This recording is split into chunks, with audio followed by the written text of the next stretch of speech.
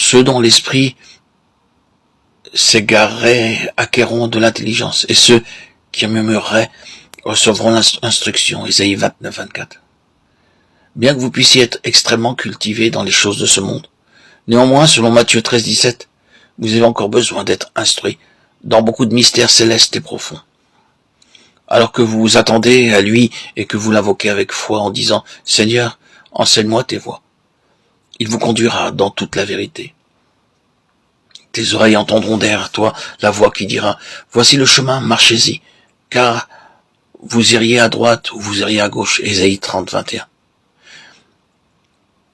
C'est là un pic important qu'il nous faut gravir journalement et pas à pas en écoutant la voix de Dieu derrière nous qui dit « Voici le chemin, marchez-y ». Il est très facile de faire un mauvais pas, mais par ce moyen le Seigneur nous garde de nombreux dangers que nous ignorons.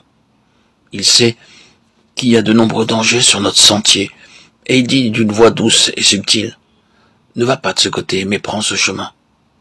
Voilà la façon dont un enfant de Dieu peut être conduit tous les jours et être gardé de toute chute. Les gens du monde disposent de bien des avantages dus à l'éducation et à la connaissance. Et ils mènent pourtant une existence de misère et de chagrin. Ils n'ont jamais appris à entendre la voix de Dieu leur dire « Voici le chemin, marchez-y ». Alors que nous foulons ce sentier, nous pourrons vivre journellement la même expérience pour n'importe quelle situation.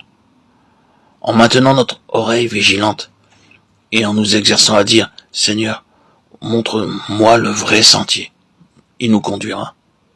C'est ainsi que nous sommes amenés à nous mouvoir sur les lieux élevés et à poursuivre notre route en sautant de pic en pic dans la pleine jouissance de ce grand salut.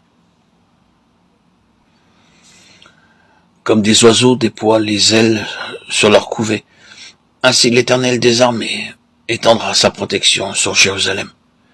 Il protégera et délivrera. Il épargnera et sauvera. Ésaïe 31, 5. Le Seigneur nous protégera des dangers que nous ne voyons pas.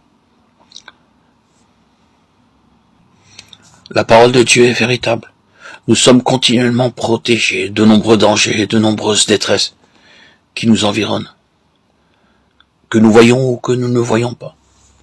Chacun sera comme un abri contre le vent et un refuge contre la tempête, comme des courants d'eau dans un lieu desséché, comme l'ombre d'un grand rocher dans une terre altérée. Ésaïe 32, 2. Si vous êtes surpris par la pluie, la tempête ou le vent, vous courez de ci, de là pour trouver un refuge. Si vous découvrez une boutique ou une cabane